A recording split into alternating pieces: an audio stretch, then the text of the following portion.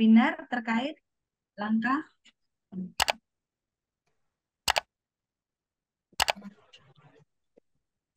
Hari ini kita mulai webinar terkait langkah praktis pelaksanaan akreditasi klinik tahun 2024. Sebelum dimulai, saya ingin mengucapkan selamat datang kepada Bapak selaku konsultan manajemen kesehatan Bapak Dr. Ahmad Yulianto, Marswiswa, dan fasilitator pendamping akreditasi FKTP Bapak Suripto SPD MOT, yang pada hari ini beliaunya sebagai narasumber untuk webinar kali ini. Selamat datang Dok, Pak Ripto, sehat selalu. Ya, makasih Bu Ria. Ya. Untuk susunan acara saya bacakan dulu ya. Untuk susunan acara, kita mulai di jam 9 sampai jam 9.15 untuk pembukaan, kemudian 15 menit kemudian di jam 9.15 sampai jam 10 acara kedua terkait pemaparan materi dan penerapan RME, di mana pada sesi yang ini nanti akan dijelaskan oleh Bapak Dr. Ahmad Yulianto, Mars Fiskua. Kemudian di jam 10 sampai jam 10.15 nanti ada sesi tanya jawab, di mana tanya jawab kita pada tahap ini kita tidak membatasi terkait jumlah pertanyaan. Yang kita batasi adalah dari hal waktu. Jadi waktunya nanti kurang lebih selama 15 menit. Kemudian jam 10.15 sampai pukul 11.15 kita pemaparan materi yang kedua terkait pemahaman akreditasi klinik bab 1 dan tata kelola klinik yang akan disampaikan oleh fasilitator pendamping akreditasi FKTP. Beliaunya Bapak Suripto SPD MOT. Kemudian setelah itu dilanjut lagi dengan sesi tanya jawab dan akan acara ditutup pada jam 12. Baiklah, untuk meningkat waktu, acara kita buka dengan bacaan basmalah. Bismillahirrahmanirrahim. Semoga acara hari ini, ilmu yang kita dapat hari ini membawa berkah, barokah untuk kedepannya.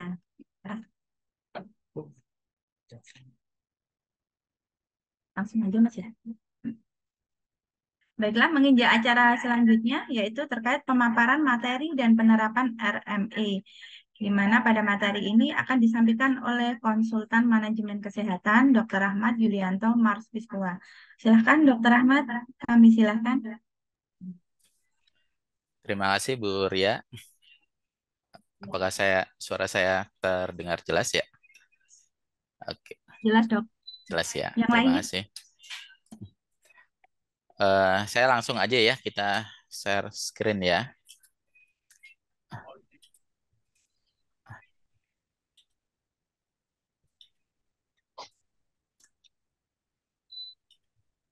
Terima kasih Bapak Ibu sekalian. Alhamdulillah kita di bulan puasa ini kita coba untuk melakukan eh, refreshing ya terkait dengan kebijakan peraturan pemerintah, terutama kebijakan penyelenggaraan rekam medis elektronik. Mudah-mudahan teman-teman masih tetap bersemangat, dan saya lihat di isian Google Form-nya banyak berharap ini tidak jadi yang terakhir ya. Mudah-mudahan ini bisa kita jalankan secara serial di di minggu-minggu berikutnya. Bapak Ibu sekalian, mengenai kebijakan penyelenggaraan rekam medis, ada 3 topik yang akan saya bicarakan. Yang pertama latar belakang, yang kedua kebijakannya terkait implementasi rekam medis elektronik di Pasienkes, dan yang ketiga penutup. Yang pertama latar belakang, transformasi pelayanan kesehatan ini merupakan salah satu pilar dari kebijakan dan strategi RPJMN Kementerian Kesehatan dari tahun 2020 sampai tahun 2024. 2024 ya tahun ini. Mungkin panitia bisa bantu di mute yang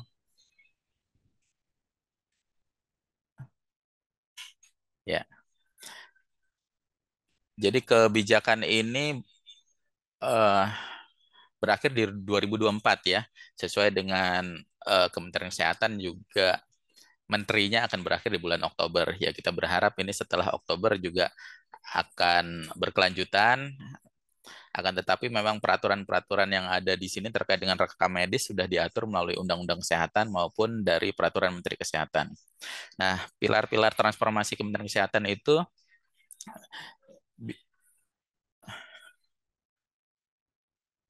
bisa dilihat ada 6 pilarnya ya. Ada transformasi pelayanan primer, transformasi pelayanan rujukan, hingga transformasi teknologi kesehatan. Nah, terkait dengan rekam medis elektronik ini mencakup ketiga pilar ini.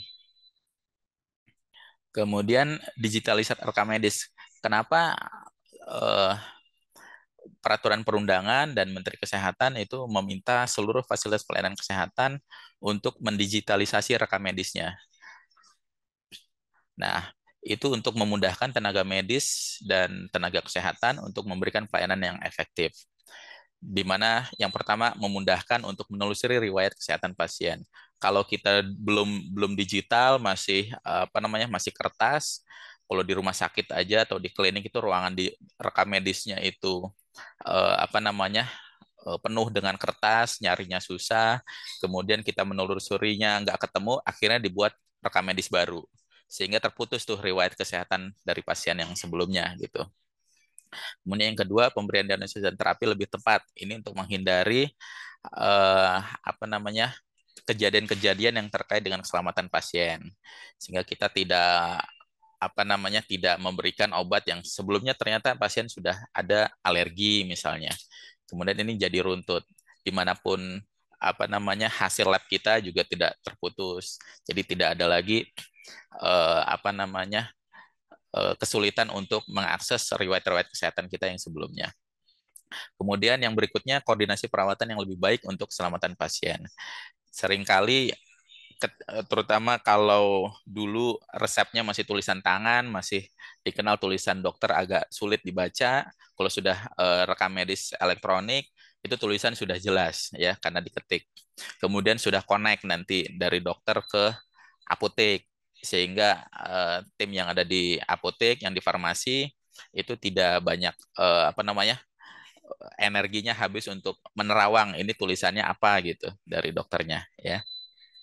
Kemudian kebijakan penyelenggaraan rekam medis seperti yang saya sampaikan ini sudah diatur di Undang-Undang Nomor 17 Tahun 2023 tentang Kesehatan. Ini undang-undang terbaru kita tentang kesehatan, di mana undang-undang ini menghapus undang-undang yang ada sebelumnya terkait dengan hal dengan kesehatan.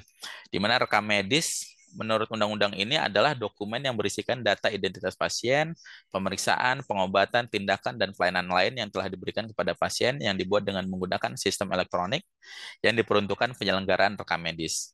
Jadi semua hal yang berkaitan dengan pasien dituliskan di dalam satu dokumen itu namanya adalah rekam medis. Dalam hal ini dokumennya itu adalah berupa digital, dokumen digital. Nah, gimana kalau tidak mampu menyelenggarakannya? Kalau tidak mampu menyelenggarakannya, ya nggak apa-apa diselenggarakan non elektronik, tapi sampai dengan hambatan selesai. Artinya ini tidak menjadi pembiaran. Oh, saya tidak mampu sekarang, ya seterusnya saya tidak mampu. Enggak, karena di dalam undang-undang di sini ada catatannya serta dilakukan penginputan ulang data rekam medis pada sistem rekam medis elektronik setelah hambatannya selesai gitu. Jadi malah jadi PR untuk kita untuk menginput ulang data-data yang ada di rekam medis sebelumnya. Ya. Kemudian ada turunan dari undang-undangnya berupa Permenkes nomor 24 tahun 2022 tentang rekam medis, di mana rekam medis elektronik adalah rekam medis yang dibuat dengan menggunakan sistem elektronik yang diperuntukkan bagi penyelenggaraan rekam medis. Sasarannya ke siapa aja? Ini seluruh fasilitas kesehatan, baik praktek dokter mandiri ya, baik dokter gigi, bidan, tenaga kesehatan lain itu termasuk bidan ya, puskesmas, klinik, jadi FKTP semua harus menyelenggarakan, rumah sakit, bahkan apotek, laboratorium kesehatan, fasilitas kesehatan lainnya yang ditetapkan oleh menteri semua harus menyelenggarakan rekam medis elektronik. Nah, apa saja yang diatur di dalam Permenkes itu? Nah, yang pertama pasien dan fasiankes rujukan dapat data rekam medis. Fasiankes wajib menyelenggarakan rekam medis. Ini ada di pasal 3. termasuk pelayanan telemedicine oleh Pasienkes. Sebelumnya kalau yang menyelenggarakan telemedicine belum ada payung hukumnya nih. Nah, sekarang sudah ada nih. Ada pelayanan telemedicine tapi tetap tercatat di fasilitas pelayanan kesehatan tertentu gitu. Jadi walaupun melakukan telemedicine, tapi dokternya tetap memiliki SIP di salah satu Pasienkes dan hasil telemedicine-nya itu dicatat di dalam rekam medis Pasienkes tersebut. Nah, rekam medis elektronik paling lambat diimplementasikan 31 Desember 2023. Nah, sekarang kita udah bulan Maret 2024. Nah, nanti di slide saya berikutnya ini ada dampak nih. Karena dari Permenkes minta 31 Desember 2023 sudah rekam medis, bagi yang belum, itu nanti akan dikeluarkan surat teguran. Surat teguran, koreksi daripada hasil rekam, daripada akreditasinya, bahkan sampai pencabutan akreditasinya. Gitu ya. Nah, kemudian apakah cukup aja dengan punya rekam medis? Ternyata enggak. Wajib terintegrasi dan terregister dengan Kemenkes. Jadi rekam medis elektroniknya itu harus terhubung dengan Satu Sehat. Kemudian sudah terhubung dengan Satu Sehat ini transfer RME untuk rujukan harus melalui Satu Sehat. Jadi rujukan pun nanti menggunakan aplikasi rekam medis yang sudah terkoneksi dengan Satu Sehat. Sehingga ketika kalau sudah terkoneksi dengan Satu Sehat, Bapak Ibu di rumah bisa lihat cek aplikasi Satu Sehat mobile-nya, itu bisa nanti kelihatan itu surat rujukannya dari dokter. Jadi kalau ketika pindah Pasienkes tinggal ditunjukkan aja dari aplikasi Satu Sehat mobile-nya. Ini ke depannya ya. Kemudian sistem RME wajib terregister di Kemenkes. Nah, jadi kalau sudah punya rekam medis sebelumnya, corporate sudah bikin sendiri, atau saya memang sudah punya sebelumnya, tapi saya nggak pernah terregister nih di Kemenkes. Nah, ini tolong dengan adanya Permenkes 24 2022 ini, Kemenkes minta tolong diregister dengan Kemenkes agar memiliki satu bahasa yang sama, kemudian dapat terkonek dengan Satu Sehat. Nah, standar interoperabilitasnya juga harus tersandar. Ini kenapa harus terregister, kemudian interoperabilitasnya tersandar. Kalau yang ngerti apa namanya IT, ada sistem satu bahasa yang sama, yang apa namanya, yang sehingga dapat terjadi pertukaran data. Itu sistem FHIR ya yang digunakan oleh Kementerian Kesehatan. Kemudian variabel dan metadatanya mengacu pada yang ditetapkan Kemenkes. Ini sudah ada Permenkesnya sendiri nih tentang metadata. Nah, itu gunanya nyambung tadi dari register sehingga apa yang ada di sini bisa terpenuhi oleh rekam medis elektronik yang dimiliki oleh teman-teman. Kemudian pengelolaan data dalam rangka pelaksanaan kebijakan kesehatan, akses rekam medis oleh Kemenkes dalam rangka pengelolaan data kesehatan untuk tujuan kebijakan bidang kesehatan. Jadi dari data rekam medis yang sama se-Indonesia, eh, dari Dinas Kesehatan hingga Kementerian Kesehatan dapat membuat kebijakan. Karena kalau ditanya berapa sih apa namanya kasus tertentu gitu, hipertensi, angka hipertensi di Indonesia itu berapa? Nah, kalau sebelumnya nggak ada, kita mesti apa setiap daerah itu, setiap dinas kesehatan memiliki angka yang berbeda-beda. Ketika ditarik ke Kementerian Kesehatan sehingga datanya menjadi tidak valid. Ya, dengan adanya rekam medis elektronik ini, ke depannya akan mempermudah Kementerian Kesehatan untuk memiliki data kesehatan yang lengkap se-Indonesia, sehingga dalam membuat kebijakannya akan lebih baik. Jadi kemudian yang berikutnya pasien atau keluarga mendapat RMS setelah perawatan dari berbagai bentuk. Jadi yang seperti saya sampaikan, kalau sudah terkoneksi dengan Satu Sehat, begitu pulang, baik rawat inap maupun rawat jalan, bisa lihat di mobile Satu Sehat mobile-nya, itu datanya pada saat berobat tadi itu sudah muncul gitu ya. Jadi kemanapun teman-teman sekalian pindah bisa menunjukkan ke dokternya, bisa tahu dan bahkan bisa menunjukkan ke dokternya hasil riwayat kesehatannya. Kalau dokternya belum terkonek dengan Satu Sehat ya. Nah, kemudian terkait dengan tadi bahwa RME paling lambat diimplementasikan 31 Desember 2023, Kementerian Kesehatan juga melakukan penguatan tentang penyelenggaraan rekam medis ya dalam rangka pembinaan dan pengawasan ya. Bertujuan agar seluruh pasien menyelenggarakan rekam medis elektronik dan melakukan integrasi dengan platform Satu Sehat sebagai upaya peningkatan mutu pelayanan kesehatan.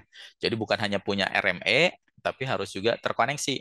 Nah, kemudian yang di bawahnya, sanksi administratif dapat dikenakan apabila penyelenggaraan RME tidak dilaksanakan. Nah, kalau nggak punya RME sama sekali, kita kenain sanksi administratif. Mulai dari teguran tertulis, rekomendasi penyelesaian status akreditasi, hingga rekomendasi pencabutan status akreditasi. Nah, yang mengeluarkan teguran ini siapa? Pemerintah daerah, mulai dari Dinas Kesehatan Kabupaten Kota, Dinas Kesehatan Provinsi, bahkan Kementerian Kesehatan.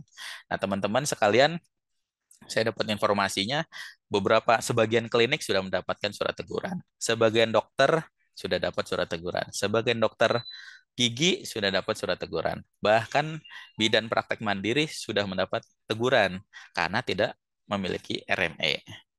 Ya, sekarang dari mana nih mereka tahu bahwa itu sudah RME atau tidak? Nanti di slide berikutnya akan saya jelaskan ya.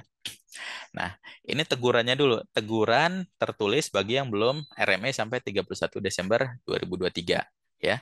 Ini 31 Maret 2024 itu rekomendasi penyesuaian status akreditasi ya. Jadi dia sudah punya RME tapi belum terkoneksi satu sehat. Ditunggu sampai 31 Maret. Kalau 31 Maret belum juga terkoneksi, nah status akreditasinya akan disesuaikan, rekomendasi penyesuaian ya. Jadi Kementerian Kesehatan akan ngirim ke lembaga penyelenggara akreditasinya, minta untuk dicek ulang nih. Ternyata ada ketidakpatuhan terhadap peraturan perundang-undangan nih fasilitas kesehatannya. Kemudian sampai 31 Juli 2024 harus terkoneksi satu sehat minimal 50% dari seluruh kunjungannya. Jadi terkoneksi satu sehat kunjungannya itu bagaimana? Itu indikatornya kalau saya berobat di situ, saya pulang bisa muncul datanya di mobile app Satu Sehat saya. Ini sampai 31 Juli 50%. Sampai Desember 24 harus 100%. Semuanya terkoneksi. Ya. Bagaimana kalau tidak punya juga nih rekam medik elektroniknya? Sampai 31 Juli rekomendasi pencabutan status akreditasi ya. Baik dia sampai Juli ini, kalau dia tidak memiliki RME, kalau dia tidak terkoneksi dengan Satu Sehat. Ya. Nah, bagaimana alurnya? Saya ingin terkoneksi dengan Satu Sehat. Bagaimana alurnya? Yang pertama, teman-teman harus registrasi dulu Fasiankesnya. Ya, harus registrasi dulu. Nah, ini teman-teman akan melakukan proses registrasi, kemudian validasi dilakukan oleh Dinas Kesehatan, sehingga kemudian ada kode register. Nah, kode register ini untuk integrasi antar aplikasi. Jadi ini registrasi Fasiankes ini pintu gerbang nih, pintu gerbang ke berbagai aplikasi yang dikembangkan oleh Kementerian Kesehatan. Nanti aplikasi Aspak juga ada di sini, aplikasi DFO ada di sini, aplikasi eh, lain-lain lah SISDMK juga dari sini. Jadi ini merupakan pintu gerbangnya. Kemudian dalam dalam kita bicara tentang RME, kemudian ke DFO, aplikasi DFO. Update nih, update data. Kalau sudah punya registrasi, update data. Datanya data semua, data mengenai lokasinya, bangunannya, sarana prasarananya, dan lain-lain ya. Kemudian usulan akreditasi. Nah, usulan akreditasi nanti disampaikan di topik selanjutnya nih dengan Pak Suripto mengenai akreditasi. Tapi untuk mengusulkan akreditasi biar kliniknya dapat terkonek dengan lembaga penyelenggara akreditasi itu melalui DFO. Nah, kemudian yang ketiga mendapatkan Satu Sehat ID. Jadi ketika sudah update di DFO terkait dengan RME-nya, nanti fasilitas kesehatan akan mendapatkan Satu Sehat ID yang terdiri dari secret key, client ID, dan organization ID. Nah, tiga kunci ini itu diserahin ke vendor kalau menggunakan pengembang ya. Kalau menggunakan vendor untuk RME-nya. Ini serahin ke mereka nih. Kalau sudah diserahin ke mereka, nanti mereka yang berproses sehingga RME kita akan connect dengan Satu Sehat. Ya, nah RME ini ada tiga ya yang bikin. Pemerintah ini ngasih gratis. Kalau untuk klinik namanya Simgos Klinik. Kemudian Mandiri ini buatan sendiri. Saya nggak mau ngikutin punya pemerintah, saya punya RME sendiri. Kantor udah bikinin, boleh. Tapi diregister ke Kemenkes. Ya, diregister ke Kemenkes. Kemudian swasta, ini swasta yang vendor tadi. Kalau udah vendor, ini DFO-nya diupdate, dapat Satu Sehat ID, kasih ke mereka. Ya, sehingga hasil akhirnya semua bisa melakukan bridging terjadi interoperabilitas antara RME masing-masing klinik dengan Satu Sehat. Jadi kementerian ini bukan mau mengambil alih sistem Bapak Ibu sekalian, cuma pengen terjadi interoperabilitas ya. Nah, ini Satu Sehat ini menerima RME dari Fasiankes. Terjadi interoperabilitas dari RME teman-teman ke Satu Sehat ya. Kemudian dari aplikasi Satu Sehat akan mengirimkan ke Satu Sehat Mobile. Oke. Nah, registrasi Fasiankes ini sudah ada ininya peraturannya. Kalau untuk klinik ada nih ya. Peraturan eh, Keputusan Menteri Kesehatan nomor 4392 tahun 2020 tentang registrasi klinik. Nanti registrasi kliniknya itu yang sekarang ini 11 digit ya. Karena 2 digit awal itu untuk kode provinsi, kemudian kode kabupaten kota, kode jenis Fasiankes, dan nomor urut Fasiankes. Ya. Kemudian alur registrasi klinik seperti ini, daftar dulu ke aplikasi registrasi, kemudian Dinkes Kabupaten Kota melakukan verifikasi, setelah diverifikasi, Fasiankes login lagi, masuk lagi ke aplikasi eh, registrasi Fasiankesnya, isi form data Fasiankes, SDM, sarana prasarana alatnya, aspaknya, ya, semua diisi. Kemudian kembali divalidasi lagi, isian dari Fasiankes divalidasi lagi. Setelah Kemudian Dinkes Provinsi hanya melakukan monitoring dan evaluasi. Jadi Dinkes Provinsi tidak ikut memvalidasi, tapi melakukan monitoring dan evaluasi. Kemudian Kemenkes melakukan penerbitan kode Fasiankes atau kode registrasi. Kemudian satu Fasiankes hanya satu kode registrasi. Biasanya banyak pertanyaan ini, wah kemarin saya ngisi registrasinya pakai data email pribadi, boleh nggak dirubah lagi ke email saya? Nah, kalau input ulang terjadi double registrasi, ya lebih baik dilaporkan dulu ke aplikasi ke Dinas Kesehatan, kemudian berkoordinasi dengan Dinas Kesehatan berkoordinasi dengan Kementerian Kesehatan. Atau teman-teman juga bisa menyampaikan melalui aplikasi Mantis. Nanti di slide saya berikutnya ada mengenai aplikasi Mantis ya. Jadi disinilah tempat kita berkomunikasi dengan Kemenkes, menyampaikan keluhan, saran atau apapun yang ingin kita sampaikan ya terkait dengan sistem informasi yang ada di Kementerian Kesehatan. Nah, kemudian ini DFO ya. DFO dapat diakses melalui dfo.kemenkes.go.id. Jadi ini aplikasi tapi bersifat web based ya. Web based siapa? Nih semua ini yang bisa memiliki DFO ya. Nah, teman-teman akan melakukan self assessment dari RME-nya untuk mendapatkan Satu Sehat ID ya. Nah, loginnya ke sini. Kalau belum register tidak dapat login ya. Username dan passwordnya adalah sama dengan ketika melakukan registrasi Fasiankes. Jadi jangan dilupain tuh eh, username, email dan passwordnya dari registrasi Fasiankes karena ini menjadi kunci nih. Nah, kalau lupa jadi repot nih nanti ya. Ini jadi masuk ke DFO. Nanti di DFO Fasiankes melakukan update data, mengajukan proses akreditasi dan mendapatkan Satu Sehat ID. Nah, di Satu Sehat ID ketika sudah masuk ke DFO, cari yang RME nih. Klik RME, kemudian isi. Apakah sudah memiliki RME? Ya atau tidak? Kalau tidak, tetap diisi, diupdate aja di sini, ditulis tidak. Jangan dicuekin. Nanti kasihan Dinas Kesehatan Kabupaten Kotanya. Karena ini ke data juga oleh Kementerian Kesehatan mana yang tidak melakukan update. Ya, karena Kementerian Kesehatan juga butuh berapa klinik yang belum update, berapa klinik yang belum memiliki RME. Itu data yang berbeda antara belum update dan belum memiliki RME. Ya, jadi kalau sudah memiliki RME, klik ya. Jenis pengembangnya apa? Mau pemerintah pakai SIMGOS, klinik, atau swasta melalui provider yang sudah memiliki kerjasama. Kemudian eh, apa namanya mandiri. Nah, kalau mandiri ini diregistrasi dulu ke Kemenkes. Kalau kemudian sebutkan nama vendor atau pengembangnya. Nah, di sini pilih vendornya apa saja, ya. Kemudian variabel apa aja yang dapat beroperasi menggunakan RME. Nah, bisa aja nih belum semuanya nih. Oh, saya baru IGD sama rawat jalannya. Rawat inap saya nggak punya, jadi rawat inapnya nggak usah diklik. Saya nggak punya laboratorium, laboratoriumnya nggak usah diklik. Saya nggak punya apotek, apoteknya nggak usah diklik. Ya, jadi ini ya untuk update-nya. Nah, kemudian ini untuk mendapatkan satu set ID-nya. Nah, ini permohonan kode API-nya, diklik. Dan checklist persetujuan ya, saya telah memahami daftar ketentuan permohonan di atas, kemudian klik submit. Nah, ini yang disebut tadi itu. Satu sehat ID-nya, ada secret key, ada client ID, organization ID. Ini jangan disimpan nih, disimpan ya. Nah, ini dikasih ke vendornya. Nah, kemudian pertanyaan berikutnya. Nah, ini sudah saya kasih ke vendor A.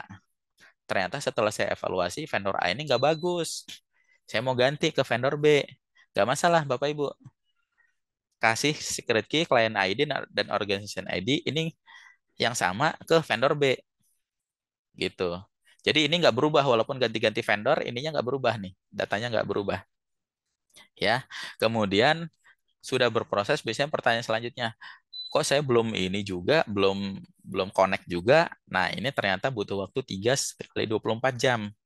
Ya, 3 kali 24 jam untuk Kementerian Kesehatan. Apalagi kalau sekarang loadnya udah tinggi, biasanya agak lebih memanjang tuh. Tapi sabar aja teman-teman, nanti bisa dibantu ke Dinas Kesehatan Kabupaten Kotanya, minta tolong tanyain. Kemudian juga bisa isi aplikasi Mantis. Ya. Nah, ini jenis pengembangnya tadi yang saya sampaikan sebelumnya. Kalau untuk klinik ini menggunakan SIMGOS Klinik. Kalau praktek perorangan namanya ASRI. ASRI ini lebih sederhana dari SIMGOS Klinik ya. Nah, ASRI ini untuk dokter gigi dan dokter praktek dokter umum ya, dokter praktek perorangan. Dokter spesialis sama juga pakai ini kalau dia praktek perorangan ya. Bisa juga mandiri, bikin sendiri nih. Misalnya Pertamina bikin, klinik Pertamina bikin sendiri. Eh, ya nggak apa-apa, tapi RME-nya diregistrasikan ke Kemenkes. Dan ini kalau vendornya juga harus terregistrasi dengan Kemenkes ya. Jangan pilih vendor yang tidak terregistrasi, nanti repot. Karena butuh waktu vendornya ini untuk terakreditasi oleh Kemenkes ya. Karena vendornya sendiri perlu terregister oleh Kemenkes. Nah, kalau pengen yang gratisan dari pemerintah, ini linknya bisa tinggal diklik. Nanti ini ada panduan-panduannya, ya. Ini masuk ke Telegramnya juga. Kalau mau bertanya, berkomunikasi, bisa sharing-sharing sesama pengguna SIMGOS Klinik. Nah, ini link demonya. Nah, kemudian kalau mau pilih yang vendor, ini semua vendornya. Ini ada di sini, tinggal diklik ini akan muncul vendornya. Banyak sekali vendornya ya. Kemarin hanya 13, sekarang udah bertambah-bertambah, semakin banyak pilihan. Nah, kalau bingung, kalau sudah apa namanya terkoneksi, sudah punya RME, mau nanya segala macam, keluhan, kendala, nah ini melalui aplikasi Mantis gitu ya. Bahkan kalau yang double register juga kita kalau teman-teman yang di Dinas Kesehatan Kabupaten Kota juga menggunakan aplikasi Mantis ini. Kenapa harus menggunakan email? Kalau ditanya ke Kementerian Kesehatan agar terregister. Ya, kalau lisan atau WA suka nggak terregister, mereka bingung nanti untuk ngeceknya. Jadi kalau ada gugatan dari Vaskes, ya saya kan sudah lapor. Gitu. Nah, dicek sama Kementerian Kesehatan ke sistemnya. Oh kok nggak ada? Oh iya kemarin melalui WA sih, ngomongnya melalui telepon. Nah, kalau melalui email, mereka bisa ngelacak lagi ada di history dari email mereka. Nah, ini sebagai penutup sesuai Undang-Undang Nomor 17 Tahun 2023 tentang kesehatan dan Permenkes 24 2022 tentang Fasiankes wajib menyelenggarakan rekam medis elektronik. Semua wajib untuk memiliki rekam medis elektronik. Kalau belum, akan ada sanksi administratif. Ya, Kemenkes sudah untuk saksi teguran tertulis sudah dikirimkan ke semua. Ya, kemudian nanti di akhir Maret ini juga mereka akan mengevaluasi bisa saja nanti teman-teman yang sudah terakreditasi akan dikirimin rekomendasi penyesuaian status akreditasi, bahkan nanti di bulan Juli bisa sampai pencabutan status akreditasinya. Nah, ini terima kasih. Mungkin itu yang dapat saya sampaikan. Saya kembalikan ke Bu Ria.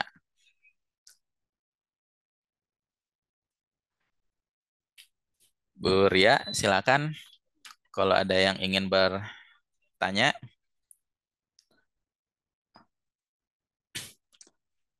atau teman-teman. Terima kasih paparannya dari Dr. Rahmat. Iya. Ini kayaknya udah banyak yang dapat teguran ini dok ya. Dari beberapa klinik karena kemarin kan tercatat baru kurang lebih sekitar 20% ya untuk klinik-klinik yang baru mendaftarkan di akreditasi. Masih banyak banget ini yang belum akreditasi.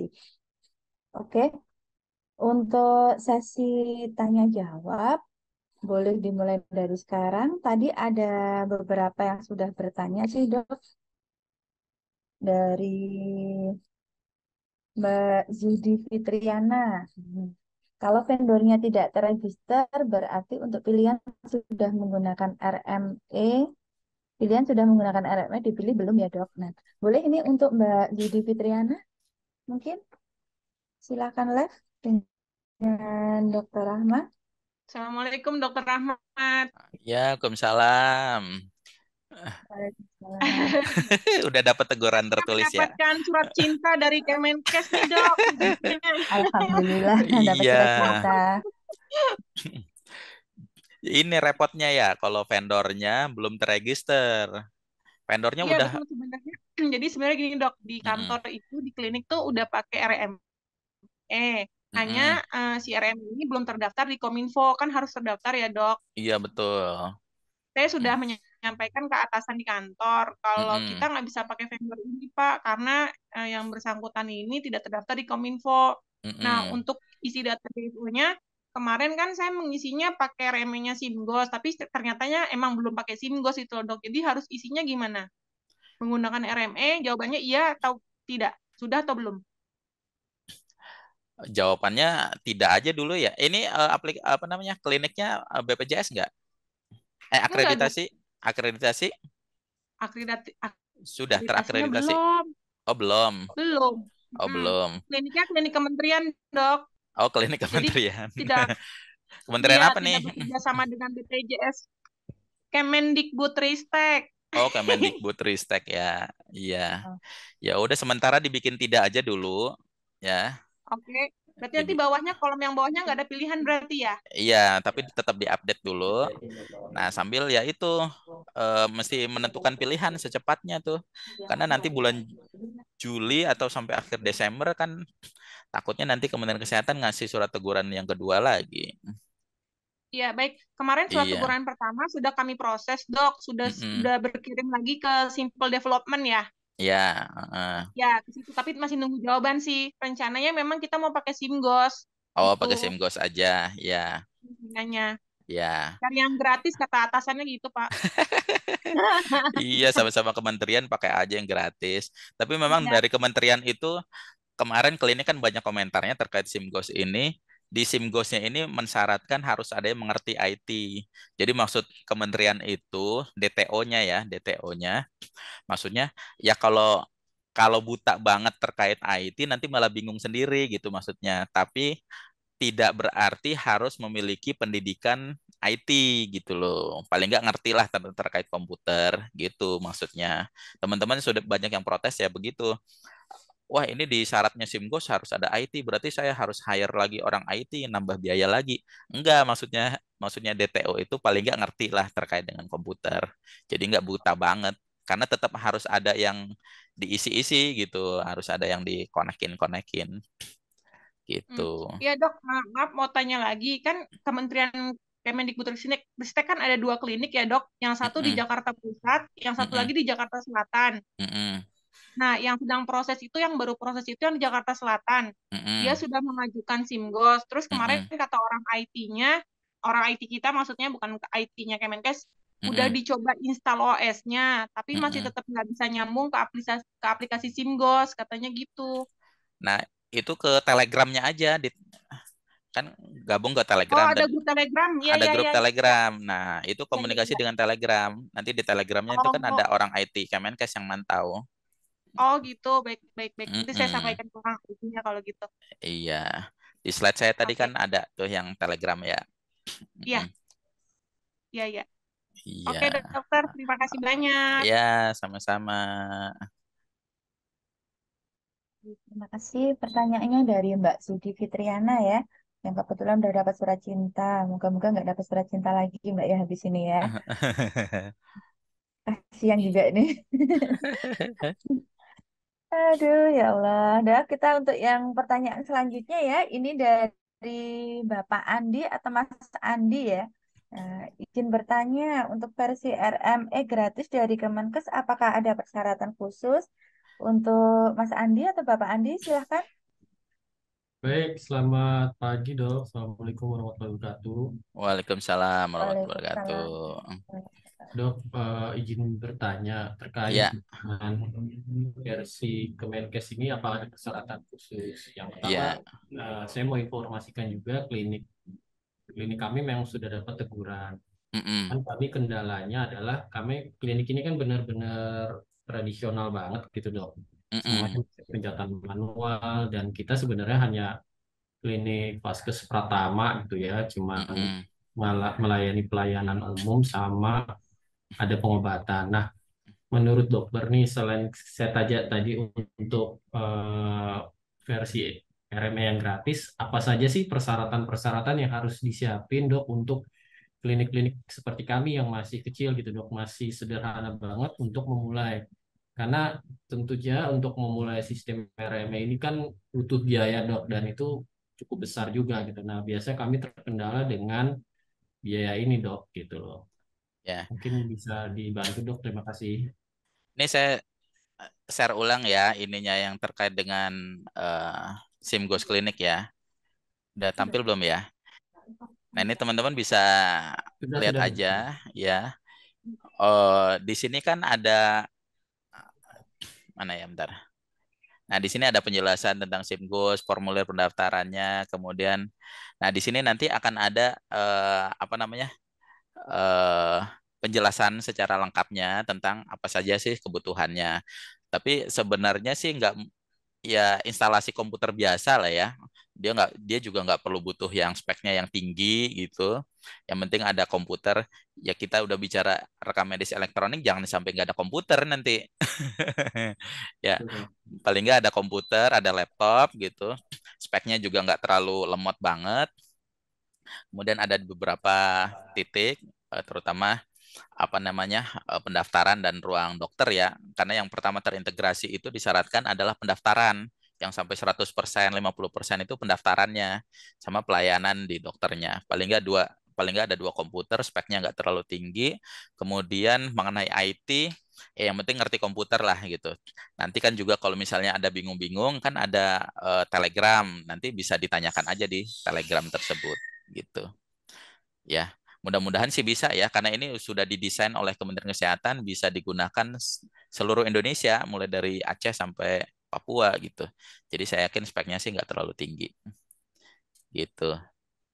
Oh, jadi Gitu ya Mas nggak Andi ya. perlu yang terlalu Mm-mm. memorinya besar atau gimana ini gimana gitu.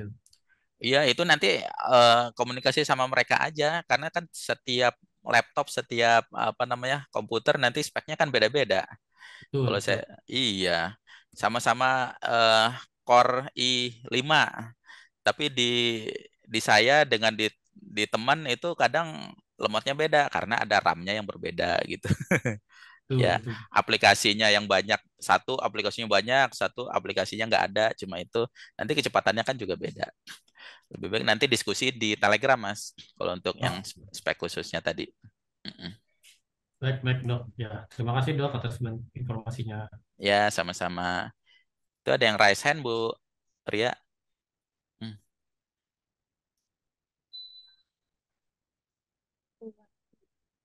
Bu Suwanti mungkin bisa langsung open mic. Silakan. Selamat pagi dokter. Selamat pagi. Saya Swanti. Yang ingin saya tanyakan, saya kan udah pakai RME dok, RMMI. Mm-mm. Nah kadang-kadang pasien suka nggak mau kasih KTP-nya dok, karena kadang-kadang kalau penyakitnya kayak GO, dia malu Iya, dok. Karena ada pasien tuh GO. Saya iya. bilang, mas bawa KTP nggak? Aduh dok nggak bawa. Sebagai udah kalau sampai rumah kamu fotoin ya. Nggak difotoin dok. Kata dia, nah, itu satu yang saya mau tanya. Terus yang kedua, apakah rahasia pasien ini terjamin? Terus yang ketiga, bagaimana saya bisa tahu kalau RMMI ini sudah terregister dengan Satu Sehat?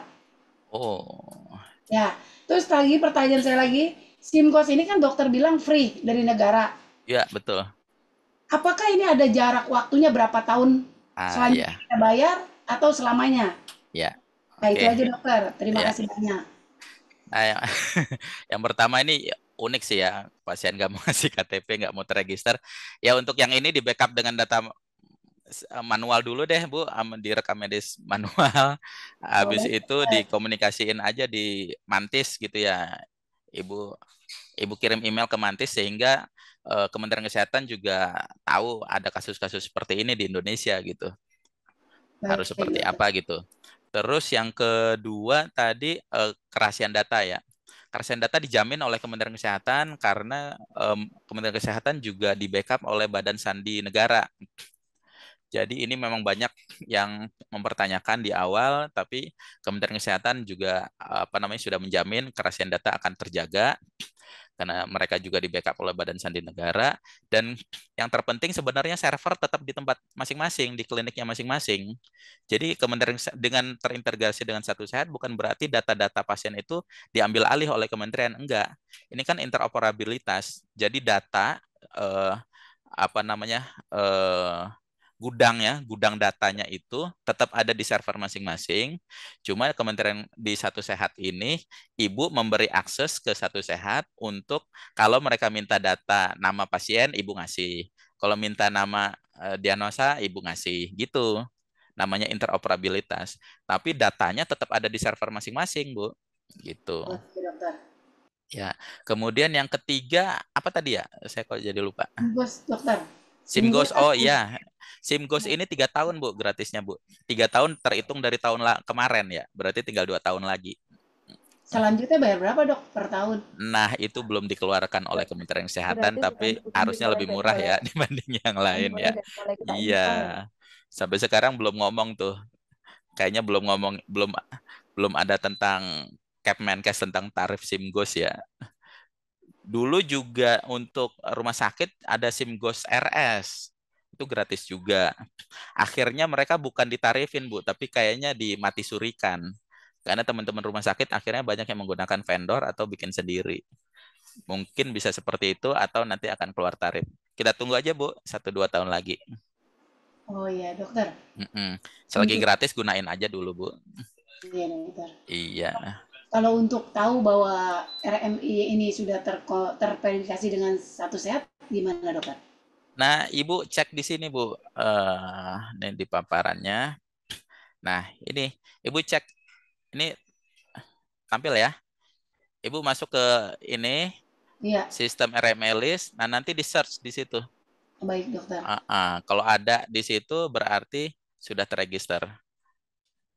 Kalau Baik, nggak dokter. ada di sini, ini kan ada daftar perusahaan. Nah, di sini menu pencarian.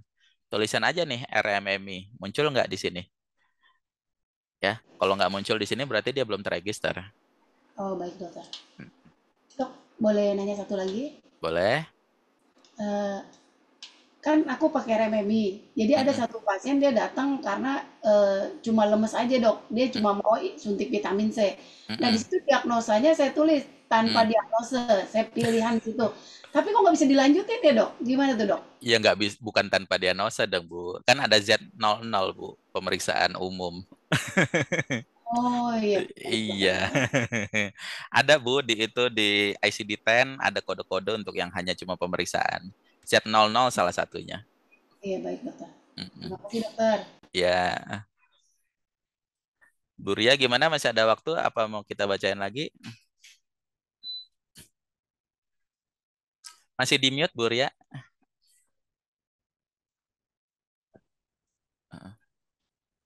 Boleh dok satu pertanyaan lagi.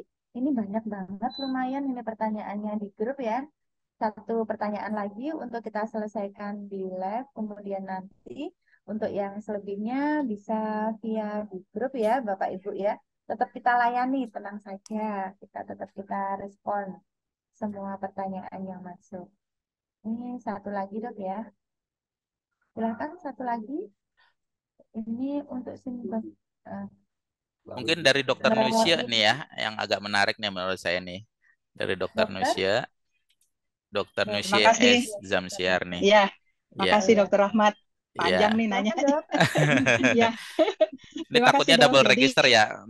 ya itu dia. Kami sudah daftar di RME, sudah RME dan sudah Satu Sehat. Terus kan pakai email address sama password. Mm-mm. Terus waktu itu dari Dinkes ada webinar juga diajak ikut webinar mengenai SIS DMK. Mm-mm. Nah, dia bilang SIS DMK ini kan wajib juga. Jadi Iya. untuk masuk login passwordnya harus sama dengan yang di DFO. Mm-mm. Nah, dicoba tuh Dok masuk untuk Mm-mm. login, tapi kok tulisannya password dan email address dan password salah. Terus saya coba lagi, Iya. saya sampai tanya sama IT, bener Heeh. nggak sih? Bener katanya. Terus gimana kok nggak bisa masuk? Jadi Heeh. mau ganti, kata staff saya, dia bilang ganti aja Dok password. Lah nanti beda Nggak balik. email address sama password jadi 2 kali daftar kita kan. Mm-mm.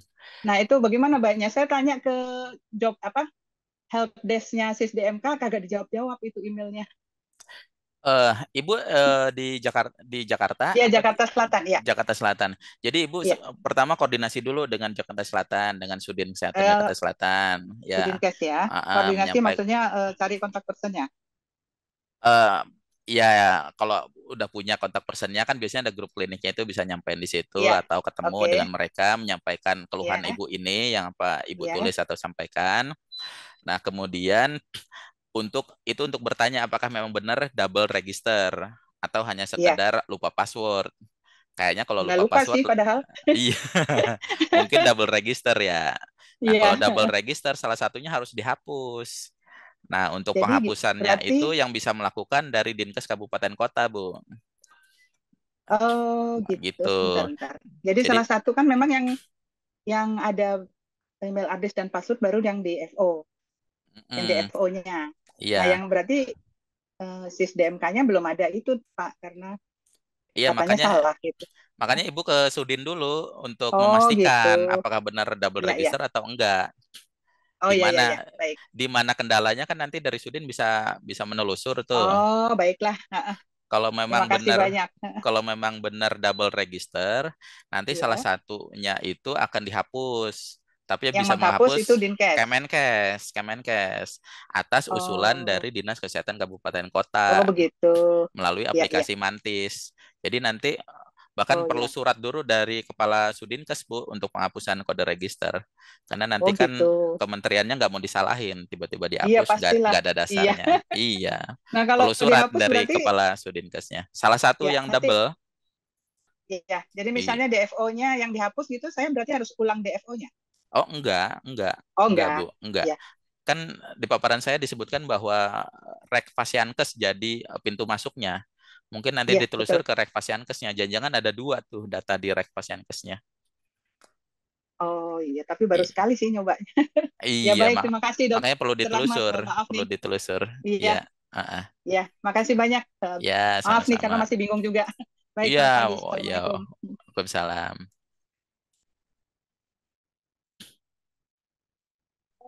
Pertanyaan. Udah. Ini masih banyak banget pertanyaan ini, Dok. Jadi untuk yang belum bisa bertanya langsung ya, gabung langsung di sini, minta tolong nanti untuk di forward ke grup ya terkait pertanyaannya. Jadi kita bisa selesaikan satu persatu untuk konsultasi terkait pertanyaan. Ya, untuk yang pertanyaannya belum sempat dijawab oleh Dokter Ahmad Iya. ya. Mohon maaf karena waktunya kita lumayan terbatas nih, Dok ya.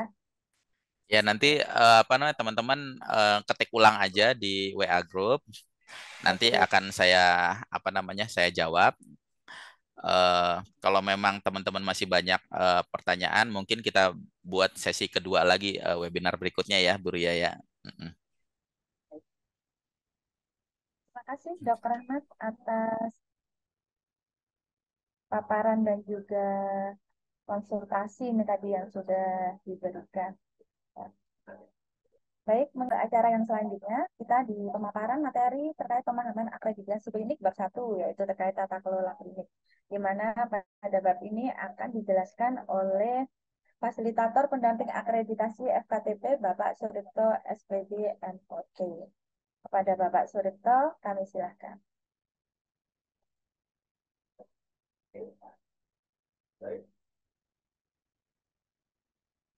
Pak Ripto.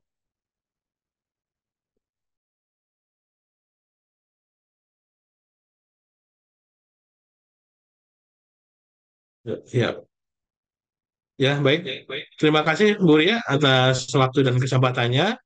Ini tadi nggak Eh, kelihatan. mohon izin nih, kayaknya kameranya kurang kurang bagus ya, jadi nggak terlihat dengan jelas ya.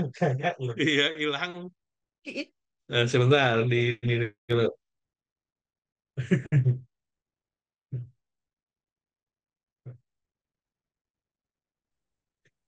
Pak Rito puasanya berhasil kayaknya. Cuci mukanya. Mana ya kemarin itu? Terus aku juga lupa ya. Eh, yang mana Mas? Saya kok jadi lupa?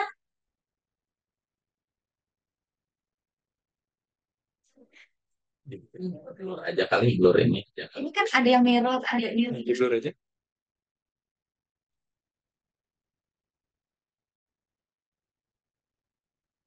Lihat dulu Pak. ini biasanya merah di sana ya.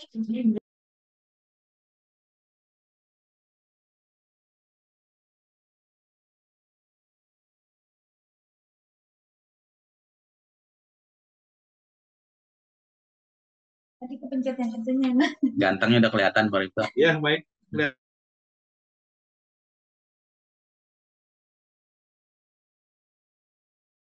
Dok, masih di mute.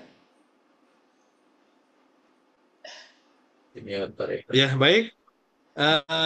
Terima kasih tadi memang ada sedikit kendala. Tampilannya tidak begitu jelas ya, tapi ini sudah terang ya. Jadi kita bisa menyapa Bapak Ibu, nanti kita saling kenalan dan akan dilanjutkan. Izinkan saya Suripto untuk menyampaikan paparan tentang bab 1 tentang tata kelola klinik. Tapi sebelumnya harus kita sapa dulu ya Bapak Ibu semuanya. Selamat pagi Bapak Ibu semuanya. Assalamualaikum warahmatullahi wabarakatuh. Salam sejahtera buat kita semuanya. Ya, untuk penyemangat Bapak Ibu ya. Jadi biasanya kalau kegiatan akreditasi ini biasanya ada pantun nih ya, supaya kita lebih semangat. Maka saya akan berpantun dulu ya, tolong bantu cakepnya jangan lupa. Pagi-pagi minum air hangat, Cakep. menyantap coklat. Cakep. Assalamualaikum wahai sahabat. Waalaikumsalam. Pagi-pagi harus semangat. Cakep. Ya, Cakep. ya, jadi pagi-pagi walaupun kita di bulan puasa dan bagi Bapak Ibu yang menjalankan tidak ada salahnya kita sambil menimba ilmu ya berkaitan dengan kegiatan akreditasi kita yaitu di klinik klinik utama dan pratama. Bapak Ibu perlu saya informasikan bahwa memang sesuai peraturan Menteri Kesehatan yaitu Permenkes nomor 34 tahun 2022 maka seluruh FKTP, yaitu fasilitas kesehatan tingkat pertama, itu harus melaksanakan akreditasi. Yaitu apa saja? Ada puskesmas, klinik. Klinik itu tidak disebutkan ya, klinik pertama dan utama, tapi menyangkut seluruhnya. Kemudian ada UTD, ada laboratorium kesehatan, dan ada praktek dokter mandiri dan praktek dokter gigi mandiri. Nah, bayangkan hanya praktek dokter, Bapak Ibu, itu pun nantinya akan diakreditasi. Apalagi ini sebuah klinik ya. Kalau kita bicara klinik, pastinya ada beberapa nakes yang terkumpul di dalamnya. Beda dengan praktek mandiri. Kalau mandiri tentunya sendiri, begitu kan? Nah, itulah yang menjadi kewajiban kita harus terakreditasi. Nah, sekarang masalahnya kenapa sih klinik kita harus diakreditasi, Bapak Ibu? Sedangkan misalkan, oh klinik kita sebenarnya sudah banyak loh kliennya, begitu kan? Maka bicaranya bukan dari klien atau pengunjung, tapi yang jelas pemerintah melalui Kementerian Kesehatan adalah ingin meningkatkan mutu layanan dan yang paling penting adalah untuk keselamatan pasien. Nah, ini yang paling penting ya. Kemudian dengan adanya akreditasi, untuk melindungi juga pegawai-pegawainya, karena nanti di dalamnya nanti ada manajemen resiko. Nah, manajemen resiko itu meliputi pegawai, lingkungan, sarpras, termasuk nanti ada PPI, pencegahan dan pengendalian infeksi. Nah, itu tujuannya nih. Berikutnya, kenapa akreditasi harus diterapkan di klinik?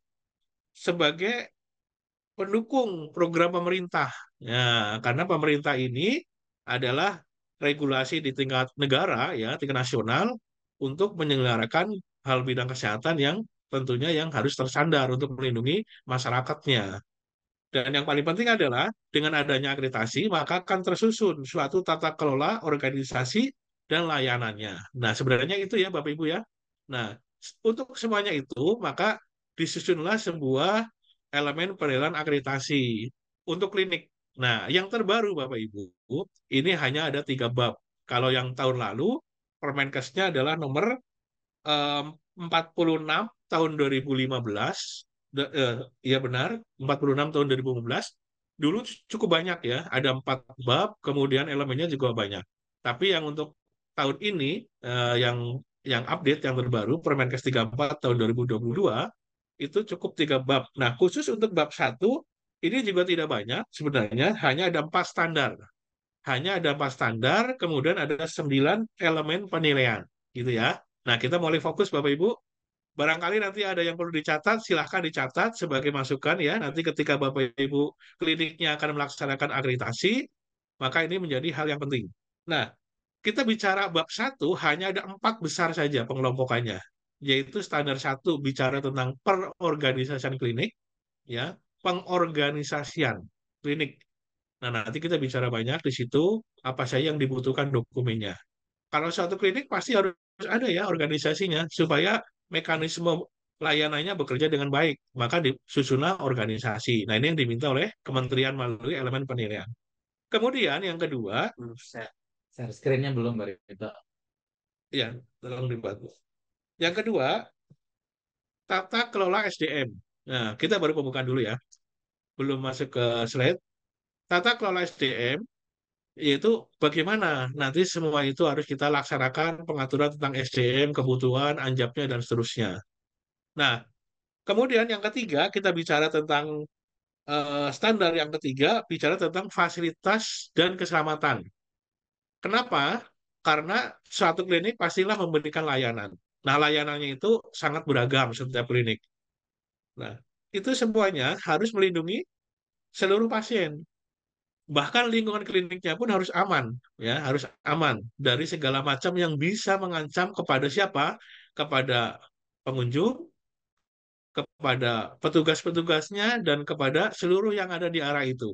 Termasuk nanti ada sarprasnya harus aman begitu, ya. Itu nanti akan disampaikan di standar ketiga, yaitu tentang fasilitas keselamatan. Nah, dan yang keempat, yang terakhir untuk pembahasan bab 1, Bapak Ibu, klinik ini sebaiknya tidak berdiri sendiri, begitu ya.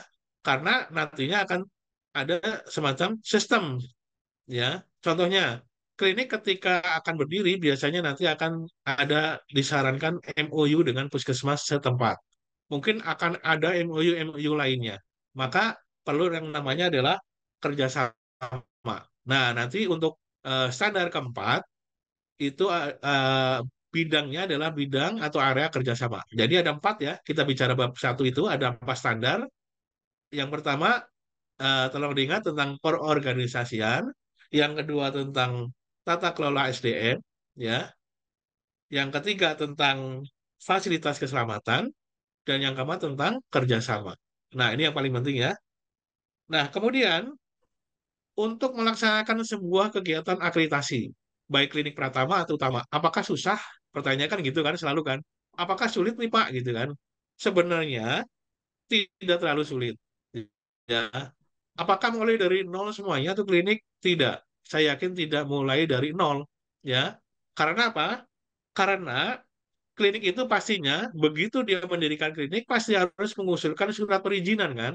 Nah, maka surat perizinan itu sebenarnya Bapak Ibu itu sudah ada beberapa yang disampaikan dalam dokumennya.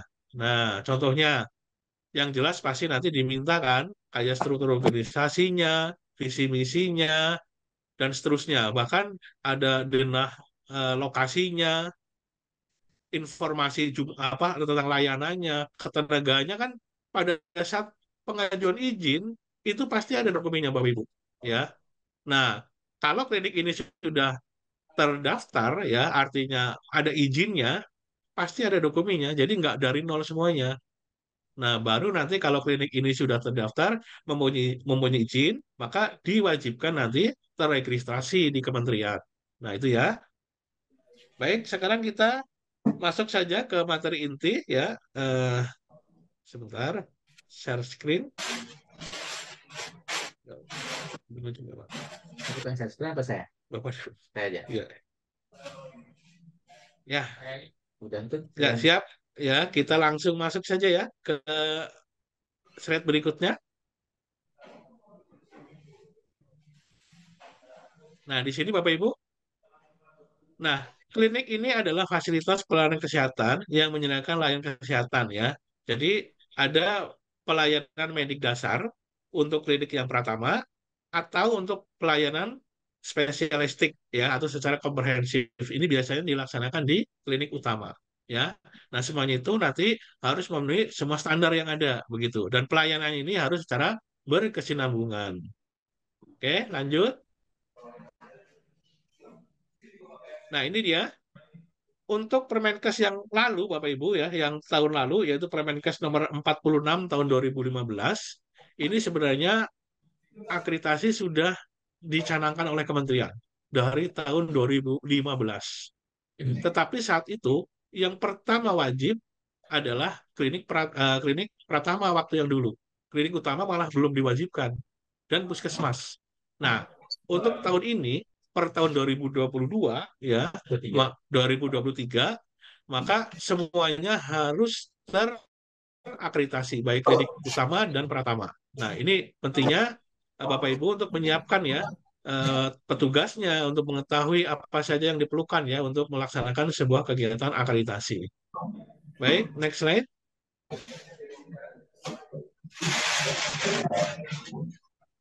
Nah, ya ini dia tadi yang disampaikan bahwa ada 3 bab, Bapak Ibu.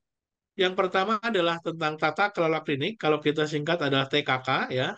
Yang kedua adalah peningkatan mutu dan keselamatan pasien, itu bab 2. Itu bicaranya tentang mutu ya. Nanti ada INM, ada IKP gitu kan. Ada penilaian-penilaian capaian target yang lainnya, ada PPI dan seterusnya, itu ada di bab 2. Nah, kalau bab 3 itu tentang PKP, penyelenggaraan kesehatan perorangan, itu pure adalah pelayanan kepada pasien ya, layanan kesehatan kepada pasien itu semuanya diatur di bab 3. Nah, untuk kali ini kita akan fokus saja dulu di tata kelola klinik. Yang ini sebenarnya ranahnya masih ranah umum ya Bapak Ibu ya. Tetapi ini yang mendasar karena ini ada kaitannya nanti dengan persyaratan utama dari sebuah klinik. Oke, lanjut. Ini dia. Tadi sudah disampaikan di depan ya, untuk mengulangi lagi ya, supaya lebih jelas, bahwa di bab 1 tentang tata kelola klinik, ini ada 4 standar, yaitu standar 1 tentang pengorganisasian, standar 2 tentang sumber daya manusia atau SDM, standar ketiga tentang fasilitas keselamatan, dan standar yang keempat tentang tata kelola kerjasama. Ya, lanjut ya, nanti akan dijelaskan panjang lebar, lebih dalam. Nah, sekarang gambaran umum dulu, kita masukkan gambaran umum. Ya, next slide.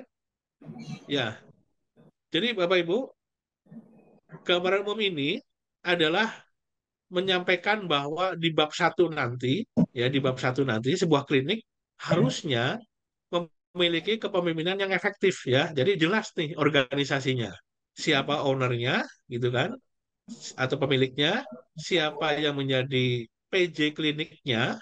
Kemudian di bawah PJ klinik nanti mungkin ada macam-macam layanannya ya. Bisa aja PJ farmasi, PJ layanan kesehatan misalkan, PJ layanan gigi misalkan. Nah, tergantung dari layanan-layanan yang diselenggarakan di klinik Bapak Ibu. Jadi organisasi ini harus ada dan ini adalah menggambarkan nanti sebuah kepemimpinan yang efektif. Kemudian ada juga kalau kita bicara klinik secara umum, itu tugasnya juga harus jelas sesuai porsinya ya. The right man on the right place. Nah, itu yang paling penting ya. Maka diatur di situ. Nanti sebagai klinik pratama, katakanlah begitu, nanti ada apa aja yang dibutuhkan di klinik pratama. Nah, contohnya PJ-nya harus seperti apa sih ininya, persyaratannya, harus seorang dokter misalkan, ya kan? Harus punya SIP di sana gitu. Kemudian ada siapa lagi yang dibutuhkan? Harus ada perawat. Nah, perawat tugasnya tentunya bidang perawatan, gitu kan, untuk di klinik. Kemudian ada apa lagi? Mungkin ada tenaga non nakes lainnya yang dibutuhkan. Misalkan ada layanan gigi, berarti ada perawat gigi yang dibutuhkan. Mungkin ada layanan yang sifatnya untuk kebidanan, mungkin belum bidan. Dan non-nakes lainnya. Kalau non-nakes lainnya, ini banyak. Bisa untuk pendaftaran, ya. Bisa untuk, katakanlah, untuk security, ya. OB dan seterusnya. Nah, kalau kita bicara lebih lengkap seperti itu. Jadi ada pembagian tugas dan peran yang jelas dari semua petugas yang ada di klinik, ya. Oke, lanjut.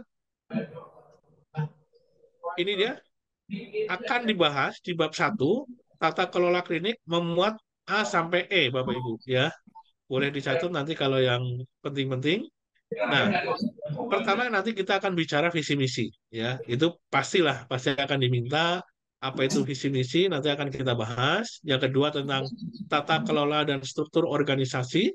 Kemudian yang berikutnya adalah tentang uraian tugas, fungsi dari masing-masing petugas yang ada di klinik. Kemudian tata kelola sumber daya manusia, kemudian tata kelola eh, fasilitas dan keselamatan. Baik, lanjut. Nah, kita masuk ke pengorganisasian klinik, jadi kita masuk ke materi inti untuk TKK 1. Nah, di sini ada pernyataan bahwa dalam mengemban tugas dan tanggung jawab wewenang, maka klinik perlu menyusun organisasi yang jelas. Nah, tadi sudah digambarkan ya. Saya contohkan bahwa sebuah klinik harus punya organisasi, ya kan? Nah, makanya organisasi ini perlu dibuat, tetapi harus ada payung hukumnya dulu sebelum dibuat organisasi, yaitu bentuknya adalah SK, surat keputusan. Lantas siapa yang bisa mengeluarkan SK? Yang bisa mengeluarkan SK ada dua hal, yaitu bisa ownernya, bisa juga PJ kliniknya. Nah, nanti dia akan mengeluarkan SK untuk menyusun organisasi klinik yang dimaksud. Ya, seperti tadi paling atas, misalnya kotak paling atas adalah ownernya atau pemilik kliniknya, langsung turun kotak di bawahnya misalkan PJ kliniknya, maka turun lagi ke bawah, kemudian disebar menjadi cabang-cabang. Misalkan ada tadi PJ layanan kesehatan, ada PJ layanan gigi, PJ farmasi, PJ laboratorium, dan seterusnya. Itu kalau ada ya di tempatnya Bapak Ibu. Tapi kalau nggak ada, minimal apa yang dikerjakan itu masuk dalam organisasi atau SOTK ya gitu ya. Kemudian struktur organisasi klinik ditetapkan dengan kejelasan tugas ya, tanggung jawab, alur kewenangan, komunikasi, dan keterkaitan antar tugas. Nah, maksudnya apa di sini? Bahwa Bapak Ibu, ketika nanti sudah muncul SK untuk menyusun sebuah organisasi klinik, maka SK itu perlu lampiran. Nah, lampirannya itulah yang akan menjelaskan apa tugasnya sebagai katakanlah owner dari klinik. Nanti dijelaskan tugasnya apa aja.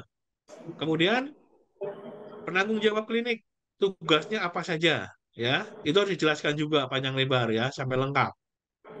Kemudian petugas-petugasnya, ada perawat, ada bidan, tentunya beda-beda ya. Ada petugas pendaftaran misalkan, ada satpam bahkan di sana, ada OB di sana, maka perlu dibuat keterangannya. Nah, apa yang dibuat? Ada 3 hal untuk lampiran SK organisasi, yaitu tanggung jawabnya, yang pertama, yang kedua kewenangannya, yang ketiga adalah tanggung jawab, wewenang, dan tanggung jawab ya. Jadi ada tugas pokok, tanggung jawab, dan kewenangan ada 3 ya, ada 3 hal. Nah itu wajib nanti Bapak Ibu untuk melengkapi. Ini yang paling penting nih, yang paling mendasar. Jadi SK pengorganisasian klinik ya. Nah ini yang paling penting biasanya kalau nanti real di lapangan, kalau kami turun ya, saya sebagai tim pendamping klinik ya dan puskesmas untuk MKTP biasanya akan dipampang tuh. Nah, di depan pintu masuk utama sebuah klinik ada bagan organisasi. Itu dicetak dalam sebuah apa namanya akrilik yang bagus ya.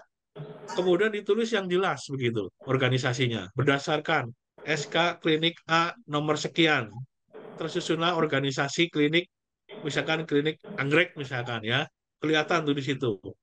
Ada apa aja layanannya, kotak-kotaknya ada berapa tadi, itu akan jelas. Nah, mengenai tugas tanggung jawabnya, kewenangannya itu ada di dokumennya, ya, di dokumennya SK tersebut. Yang nanti ketika itu ditanya sama surveyor bisa ditunjukkan. Paham ya, Bapak Ibu ya? Oke, lanjut. Nah, kemudian kita bicara di sini selain organisasi, maka klinik harus juga menetapkan visi misi. Nah, ini yang paling awal juga nih Bapak Ibu. Karena setiap organisasi tentunya pasti punya visi dan misi, ya kan? Bisa jadi berbeda, ya. Tetapi pasti harus ditetapkan. Apapun itu silakan, ya. Jadi seluruh komponen klinik katakanlah membuat meeting, pertemuan kecil, kemudian menetapkan visi, ya. Apa tuh visi sebenarnya? Visi itu sebenarnya gambaran besar dari sebuah klinik untuk mencapai suatu tujuan. Itu visi, ya. Jadi kayak mimpi dan angan-angan. Nah, kemudian kalau visi itu adalah mimpi yang besar atau gambaran yang besar, maka misinya ini yang harus kita laksanakan untuk mencapai anggaran angan-angan tadi atau mimpi yang besar tadi, maka misinya harus dilaksanakan sesuai dengan visi. Nah, contohnya visinya klinik kami, klinik anggrek misalkan ya, akan menjadi sebuah klinik yang bertaraf nasional, menjadi pilihan masyarakat terbaik di Jakarta misalkan ya. Maka visinya harus menuju ke sana supaya menjadi terbaik itu harus ngapain? Nah, contohnya klinik melaksanakan peningkatan pengetahuan secara berkala, misalnya gitu kan, menyiapkan sarpras yang terbaik atau yang paling update, yang modern gitu, dan bla bla bla, masih banyak ya. Nah, itu yang dimaksud. Jadi ketika nanti klinik membuat visi misi, maka harus ditetapkan oleh seluruh pegawainya. Jadi semuanya harus tahu Bapak Ibu. Ya, dari mulai owner, PJ klinik, PJ layanan bla bla bla, bahkan sampai katakanlah mohon izin kepada satpam dan security. Itu perlu dipaparkan, ya. Maka ada SK visi misi. Nah, tadi yang pertama adalah SK organisasi ya. Yang kedua perlu SK visi misi. Ini harus ditetapkan juga supaya kuat, payung hukumnya jelas. Nah, kemudian apakah visi misi setelah dijadikan SK itu didiamkan? Tidak. Harusnya ada sosialisasi visi misi secara berkala di klinik Bapak Ibu ya. Nah, jadi katakanlah setiap hari Rabu atau Rabuan ya, ada meeting mau pagi mau sore terserah ya. Jadi ada sosialisasi tentang visi misi klinik anggrek kepada seluruh petugas.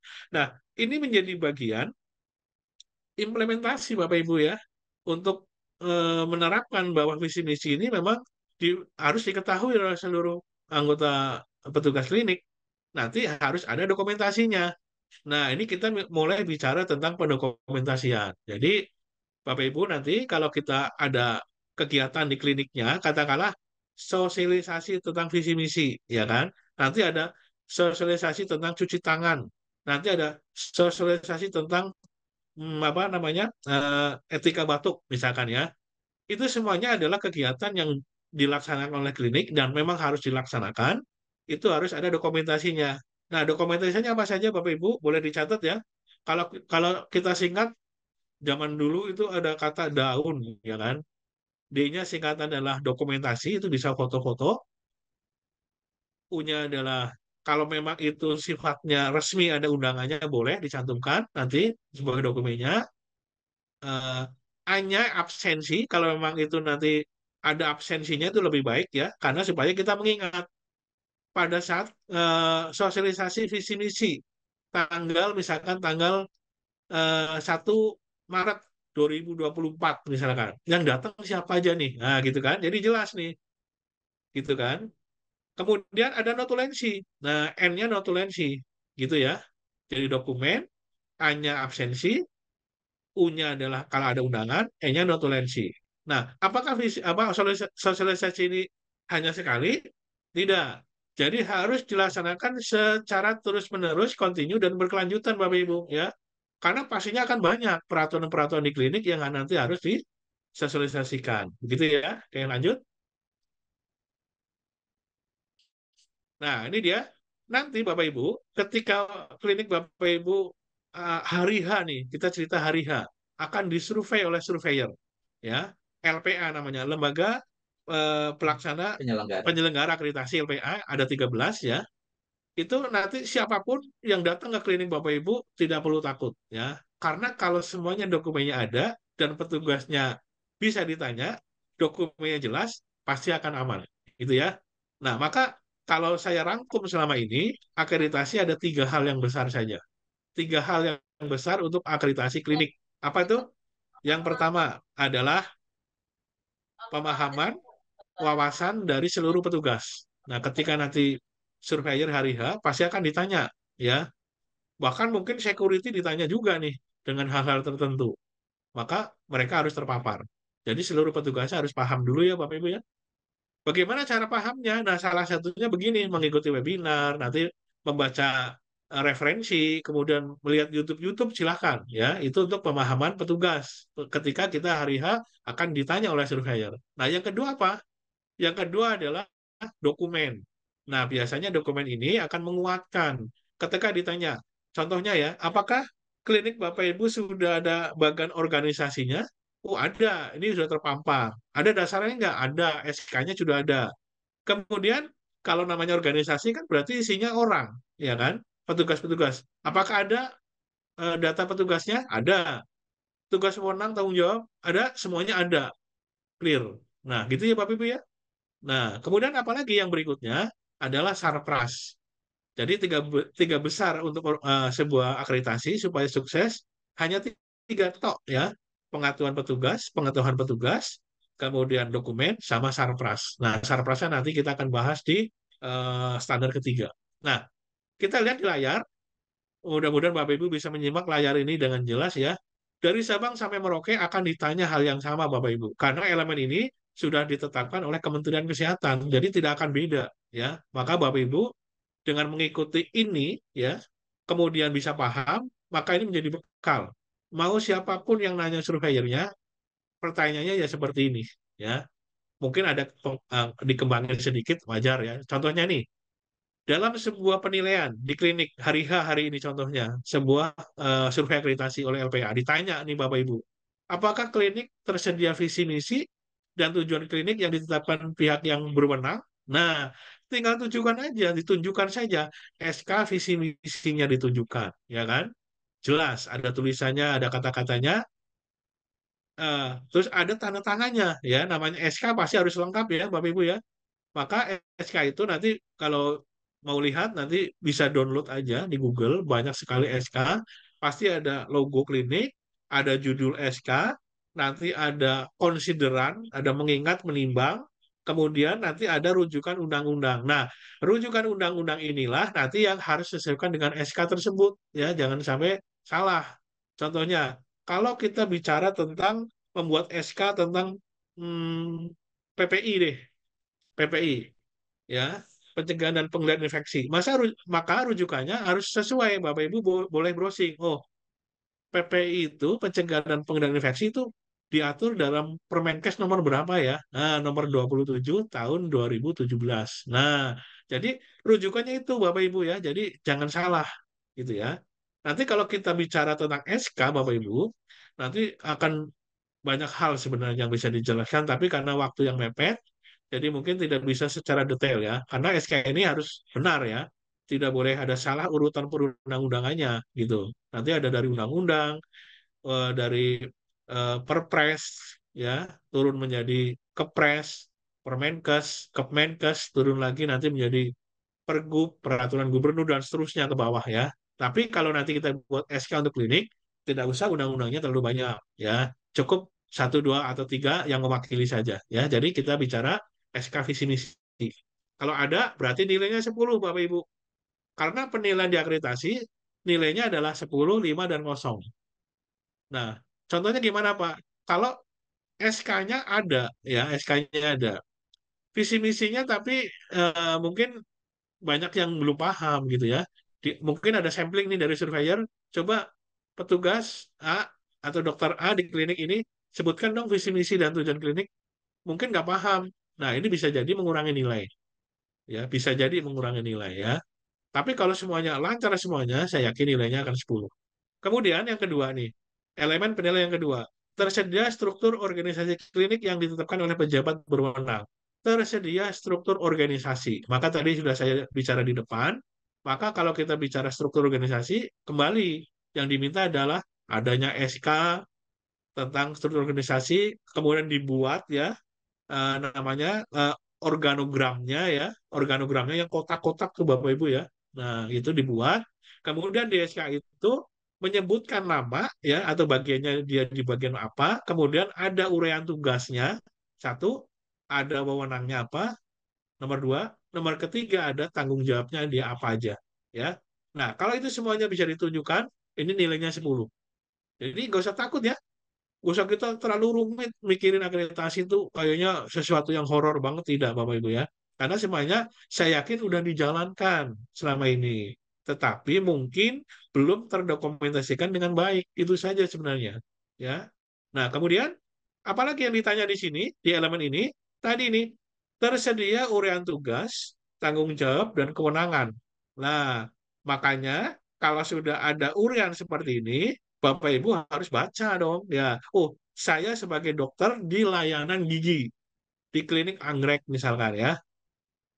Maka tugas saya apa sih sesuai dengan SK? Kita baca. Jadi begitu nanti ditanya sama surveyor, tahu tugasnya apa aja. Sesuai yang ada di SK. Gitu ya. Kemudian saya sebagai perawat nih di klinik itu. Maka tugas saya apa aja sih? Kewenangannya apa aja? Bisa jadi itu di sampling ditanya Bapak Ibu. Ya, kalau ditanya lancar, jelas nilainya 10. Oke, next slide. Ya.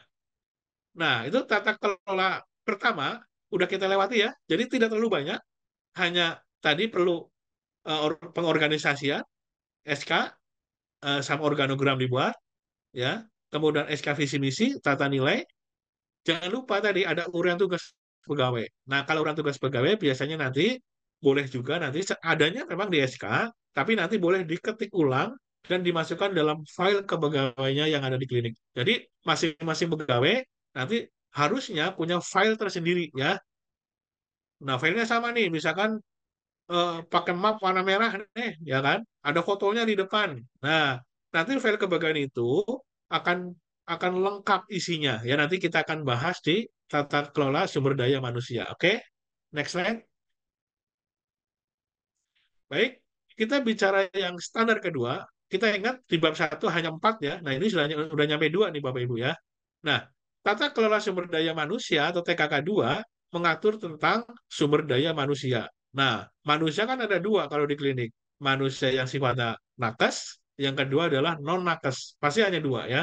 Nah, apa yang diminta di sini yaitu tentang perencanaannya, pemetaan kebutuhannya, perekrutannya, evaluasi, dan kalau perlu pengembangannya Bapak Ibu, ya kan?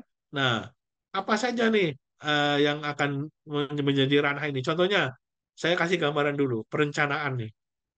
Saat ini klinik Bapak Ibu katakanlah klinik Pratama ya, melakukan kegiatan pelayanannya, layanan umum, misalkan sama layanan gigi saja, misalkan ya, seperti itu. Maka sekarang hanya ada satu perawat, hanya ada satu dokter, ada petugas admin, mungkin ada petugas tambahan lainnya. Maka sebenarnya apakah sudah sesuai belum? Nah, nanti Bapak Ibu boleh melihat lagi di Permenkes nomor 14 tahun 2021. Nah, ini penting banget ya. Permenkes nomor 14 tahun 2021 itu mengatur semua petugasnya seperti apa yang dibutuhkan di klinik, alat-alatnya apa saja, sarprasnya apa aja, ada di situ. Nah, artinya begini, jadi ketika klinik Bapak Ibu petugasnya adanya sekian hari ini, maka dicek kembali, diperbandingkan dengan Permenkes 14 tahun 2021, apabila kurang, maka direncanakan ada penambahan, gitu ya. Bahkan apabila memang ada layanan yang akan ditingkatkan ke depan, contohnya saat ini hanya layanan umum, kemudian ada layanan gigi, oh tahun besok kita akan ada layanan yang lainnya nih, misalkan home care gitu misalkan ya. Lah, berarti kan perlu tenaga baru. Nah, inilah yang disebut dengan perencanaan untuk ke depannya. Juga hal-hal lainnya ya, misalkan mau ada laboratoriumnya, mau ada radiologinya, ya silakan, nggak ada masalah ya. Nanti tentunya nanti akan mengikuti perencanaan SDM kesehatan yang dibutuhkan. Nah, kemudian jangan lupa setelah direncanakan, dipetakan kebutuhannya. Perlu berapa sih dokternya sebenarnya, ya kan? Perlu berapa sih sebenarnya perawatnya, kayak gitu ya. Nah, gimana cara ngitungnya? Pemetaan kebutuhan. Sebenarnya nggak terlalu susah. Bikin aja hitung-hitungan yang simpel di klinik Bapak Ibu. Contohnya, satu hari, ini ada satu dokter ya di klinik Pratama, satu hari datanglah 40 orang. Nah, seharusnya idealnya satu dokter itu menangani sekian menit, misalkan ya, di tempat Bapak Ibu ditentukan targetnya sekian menit. Maka logis nggak kalau 1 menit, sekian menit, dokter ini menangani 40 pasien dalam satu hari. Nah, kan ketemu tuh, ternyata kebutuhannya seharusnya sekian menit, ya, totalnya bahkan mungkin sekian jam. Maka kalau dokter ini kerja terus-menerus, berarti nggak sesuai dong. Karena kan kalau nakes itu dipaksakan Bapak Ibu bekerja terus-menerus, pasti suatu titik dia akan membuat kesalahan karena faktor konsentrasi dan faktor kelelahan itu bisa membuat malpraktek dan ini nggak dibolehkan. Maka perlu pemetaan kebutuhannya. Oh ternyata setelah dihitung dari klinik ini seharinya ada 40 dengan satu dokter, maka saya akan tambah misalkan satu dokter lagi supaya jam kerjanya sesuai ya. Nah begitu ya. Untuk perekrutan, ini juga memang ada prosedurnya. Kalau di sebuah akreditasi, nanti dibuat SOP perekrutan ya, SOP perekrutan. Supaya apa? Supaya tidak salah Bapak Ibu.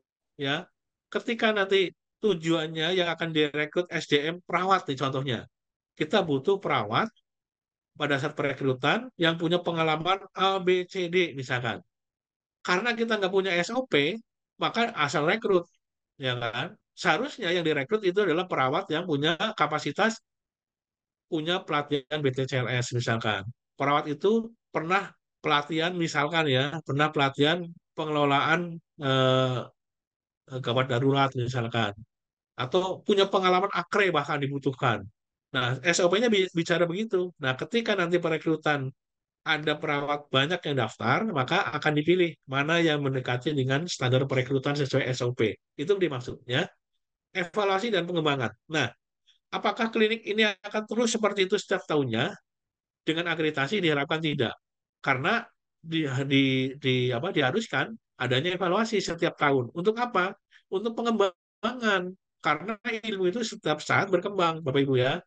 Bisa jadi nih perawat ini udah sesuai dengan kliniknya, ya. Tetapi jangan lupa perawat itu sudah invalid nih sertifikat keterampilannya seperti BTCLS-nya, ACLS-nya, TLS untuk dokter dan sebagainya sudah banyak yang invalid, maka harus ada di refreshing lagi pelatihannya, bahkan kalau perlu dikembangkan. Nah, contohnya klik ini besok akan membuka deh layanan untuk lab misalkan. Ya maka mengembangkan nih orang-orang yang sudah ada atau akan ada perekrutan baru untuk pengembangan hal yang baru. Ya, itu namanya kita akan mengembangkan tentunya tidak. Contohnya kayak driver nih, nakes. Orang biasa boleh, driver ambulan ya maksudnya ya. Ini bagi klinik yang melaksanakan rawat inap, ini pastinya ada ini kan, ada ambulan nah, perlu driver. Maka driver itu boleh dilatih BHD, dilatih defensive driving, dilatih bagaimana pertolongan dasar begitu ya. Ini juga bagian dari pengembangan klinik ya, bukan hanya nakes saja, tapi perlu non nakesnya. Oke, next slide. Ya, tadi kita bicara tentang di standar kedua ya, tentang SDM. Jadi tadi intinya belum muncul ya, Pak? Please, caranya. Ya, screen-nya hilang. Ya, share screen-nya hilang.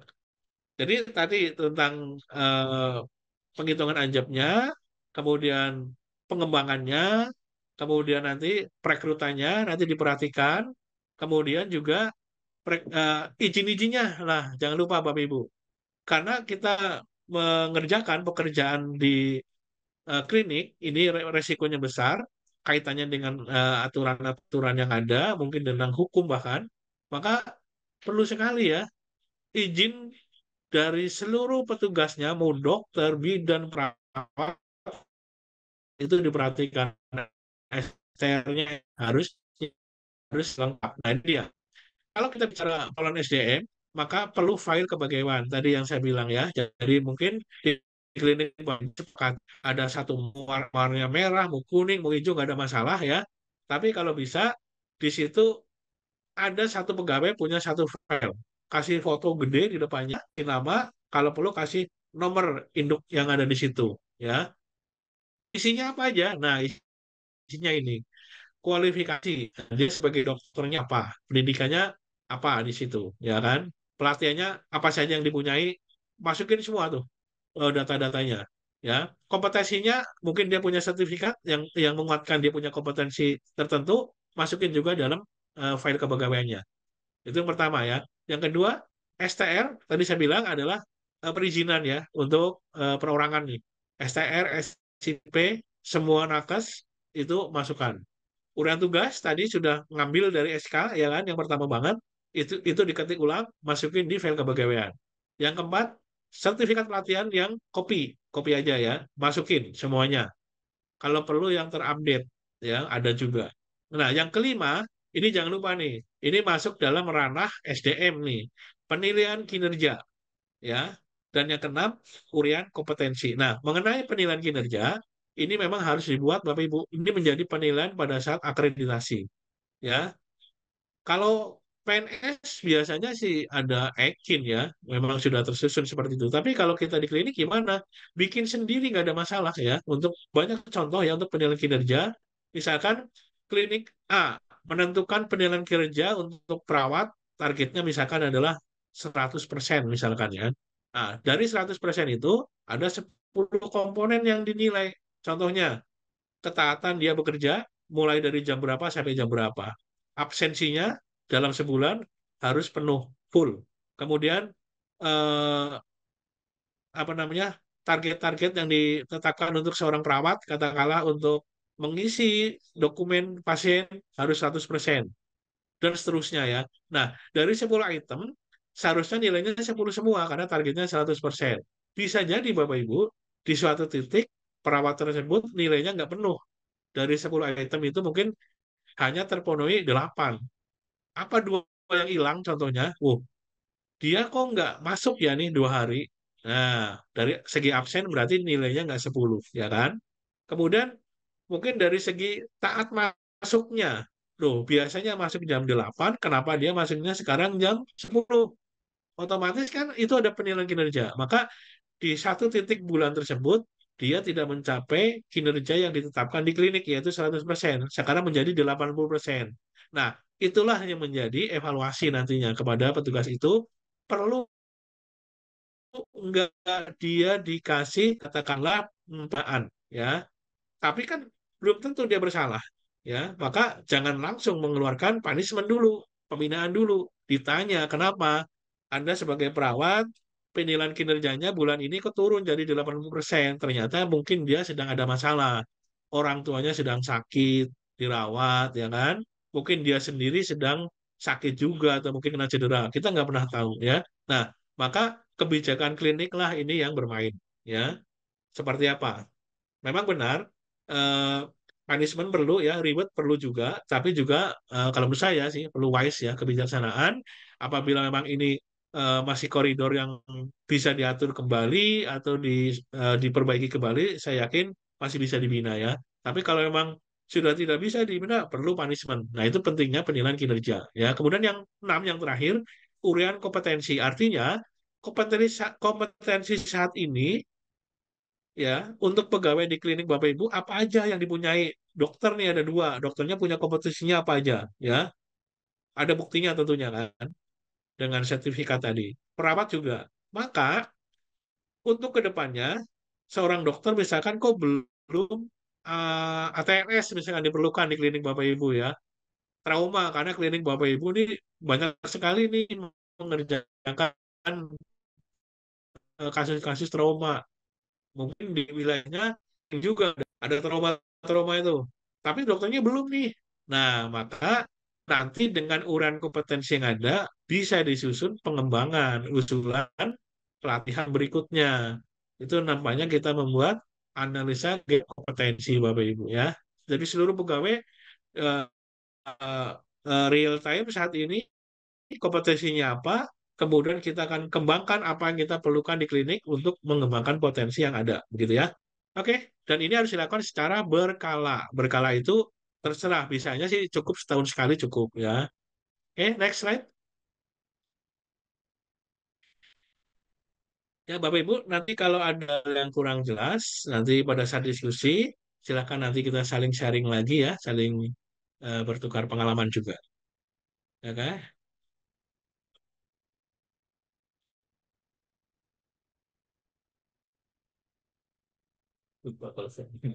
Nah, di sini elemen penilaian ya, pemenuhan kebutuhan dan ketersediaan tenaga dilakukan dengan jumlah dan jenis kebutuhan layanan yang memang diatur dalam perundang-undangan. Ya, kan? Tadi undang-undang dimaksud adalah apa? Yaitu tadi kalau klinik rujukannya dua yang paling penting. Permenkes nomor 14 tahun 2021 atau Permenkes nomor 9 tahun 2014 tentang klinik. Dua-duanya masih dipakai. Ya, jadi silakan Bapak Ibu dicatat ya. Kalau kita bicara nanti kesesuaian berkaitan dengan apa-apa saja, ada Sarpras, ada SDM, ada alat kesehatan, bahkan itu detailnya ada semua di sana, yaitu di Permenkes 14 tahun 2021 dan Permenkes nomor 9 tahun 2014 itu tentang klinik gitu ya. Kemudian yang kedua, file kepegawaian tadi udah disinggung ya. Jadi masing-masing punya file. Nah, apakah harus filenya harus ini Pak harus apa namanya di print out? Ya enggak juga. Kalau memang udah elektronik silakan aja. Tetapi saat nanti kalau diminta oleh surveyor bisa ditunjukkan di laptopnya begitu. Kemudian kinerja SDM dievaluasi secara berkala. Nah, ini yang tadi saya bilang. Berapa perlu dievaluasi Pak? Sebenarnya makin sering makin bagus ya. Tapi minimal setahun sekali. Kalau setahun dua kali boleh Pak, boleh ya supaya SDM kita ini terlena nih. Oh, dinilainya entar masalah inilah bulan Desember gitu kan. Itu nggak apa-apa, nggak ada masalah karena itu kebijakan klinik. Itu bisa jadi malah lebih bagus karena akan apa ya akan apa untuk menetapkan pegawai itu dalam relnya bekerja gitu ya. Jadi evaluasinya secara berkala. Oke, next. Nah, Bapak Ibu, kalau kita bicara nanti secara berkala, jadi nanti kalau ditanya sama surveyor, maka evaluasinya ini nggak cuma sekali loh ya, nggak cuma sekali. Nah, apapun kegiatannya, misalkan ada sosialisasi tentang visi misi tadi saya ulang sedikit ke belakang, secara berkala. Ada sosialisasi tentang cuci tangan secara berkala, ya. Ada penilaian kinerja secara berkala. Maka dokumennya tidak boleh satu, ya. Kalau satu berarti nggak berkala. Itu bisa menjadi apa pertanyaan yang bisa mengurangi nilai dari surveyor itu ya. Jadi kalau berkala berarti kita ada kelanjutannya maksudnya itu. Nah, kita kembali nih ke elemen penilaian untuk standar 2. Ketika nanti ini kita bayangkan hari H. Hari H di klinik Bapak Ibu akan disurvei oleh LPA. Ditanyanya sama kayak gini. Pemenuhan kebutuhan dan ketersediaan tenaga dilakukan sesuai dengan jumlah dan jenis kebutuhan layanan yang mengacu pada ketentuan peraturan perundang-undangan. Maka terdapat dokumen perencanaan kebutuhan. Nah, tadi yang saya bilang di depan, jadi di klinik Bapak Ibu tentunya harus punya dokumen perencanaan kebutuhan tenaga ya sesuai dengan jenis layanan. Contohnya ada layanan gigi, ada layanan laboratorium misalkan. Tapi kok di situ tidak ada nih di laboratoriumnya tidak ada petugas yang menjadi sana ya atau farmasi tidak ada apotekernya misalkan. Ya itu menjadi kelemahan berarti. Itu berarti tidak memenuhi standar elemen yang dinilai. Itu maksudnya seperti itu. Jadi perencanaannya ini harusnya jelas, kemudian juga apa namanya disesuaikan dengan kebutuhan layanan yang ada di klinik Bapak Ibu, begitu ya. Kemudian yang kedua, melakukan wawancara ya kepada pimpinan. Nah, ini biasanya nanti untuk meyakinkan ini surveyor ini akan tanya nih, akan tanya ya. Makanya wawancara ini bentuknya adalah pertanyaan kepada siapapun yang ada di klinik. Nah, perhatikan.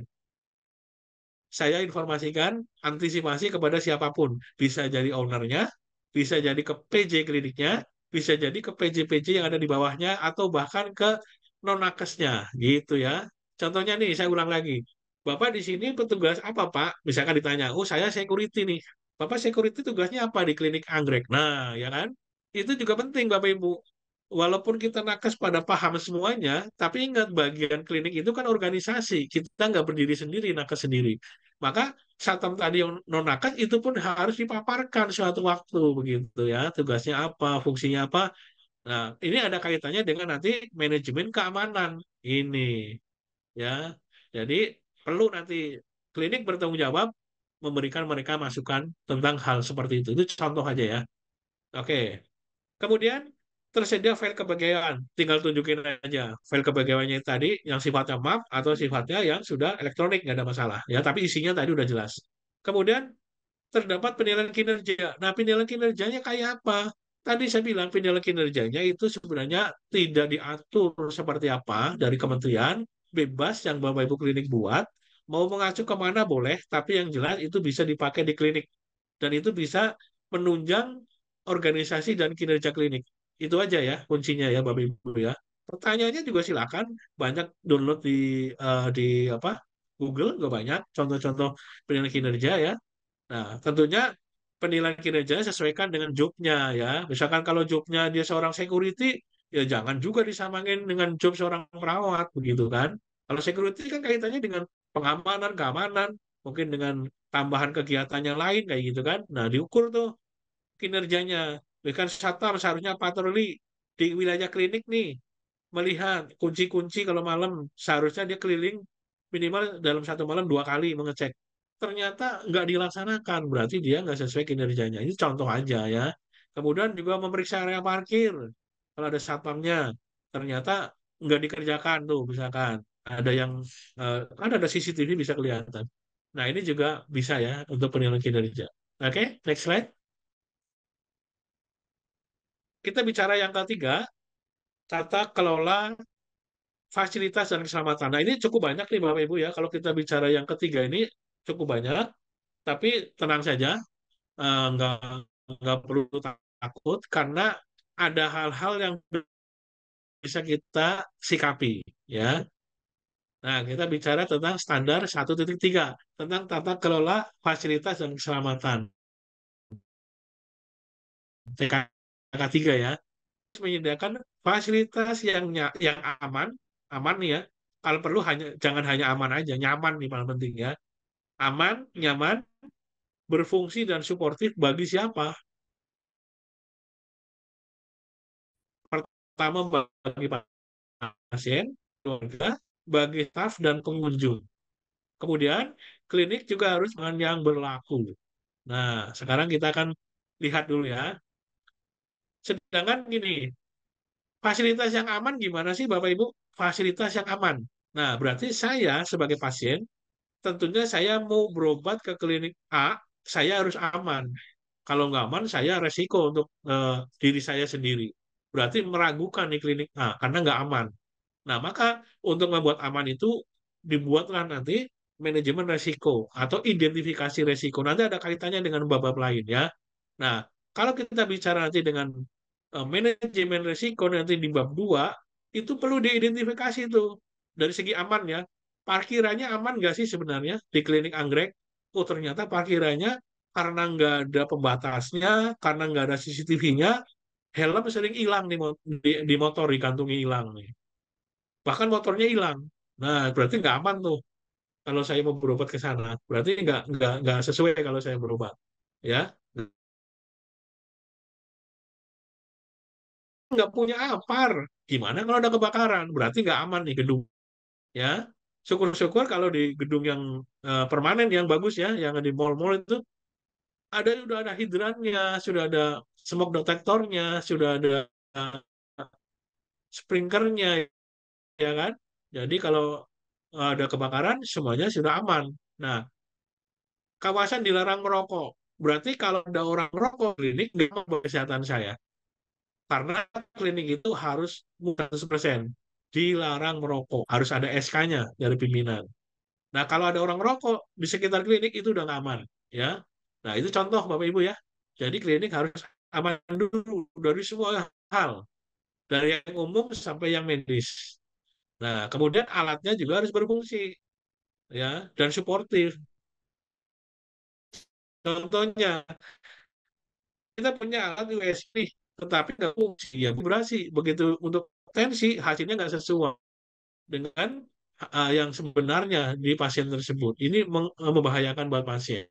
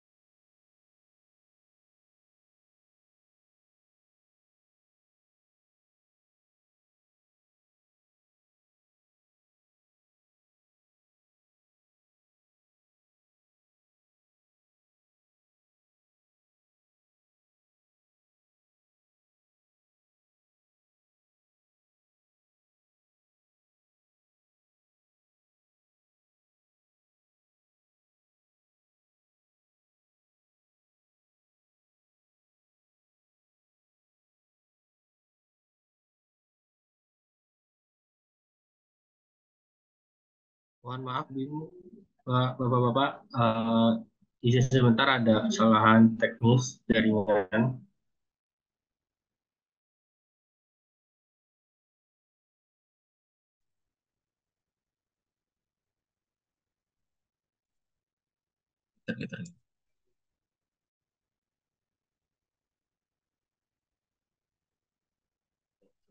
Ya, baik. Suara saya masih terdengar dengan jelas? Dengar, Pak.